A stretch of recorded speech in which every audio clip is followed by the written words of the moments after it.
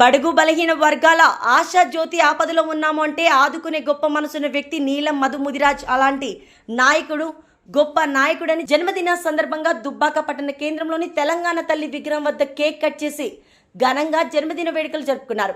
అనంతరం స్థానిక ప్రభుత్వ 100 పడకల ఆసుపత్రిలో రోగులకు పండ్లను బ్రెడ్లను పంపిణీ చేశారు. ఈ సందర్భంగా ఎన్ఎంఆర్ యువసేన నాయకులు మాట్లాడుతూ నీలం మధుముదిరాజ్ నిరుపేదల కోసం ఎంతో కృషి చేశారని, ఉన్నత చదువుల కోసం అనేక సేవా కార్యక్రమాలు చేపట్టారు.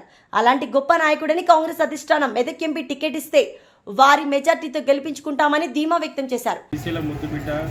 పేద బడుగు బలిగిన వర్గాల ఆశాజ్యోతి రేపు కాబోయే మెదక్ పార్లమెంటు ఎన్నికలు జరుగుతున్న వేళ మన నీలమదన్న ముదిరాజుకు టికెట్ కనుక ఇస్తే కాంగ్రెస్ పార్టీ అఖండ విజయం సాధిస్తామని మనస్ఫూర్తిగా తెలియజేస్తున్నాం.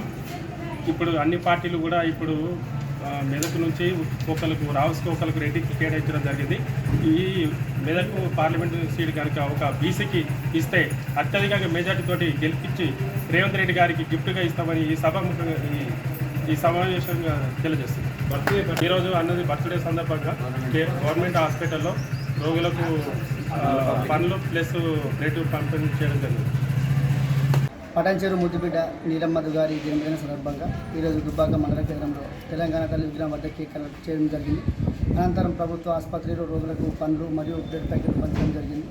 రానున్న మెదక్ పార్లమెంటు అసెంబ్లీ ఎన్నికల్లో కాంగ్రెస్ తరఫున సీటు ఖరారు చేస్తే భారీ మేరతో గెలిపించుకొని మేము అన్న తరఫున అనేక సేవా కార్యక్రమాలు చేద్దామని కోరుకుంటున్నాము. ఈసారి ఖచ్చితంగా అన్నను భారీ మేరతో గెలిపిద్దామని మా యొక్క అభిప్రాయం.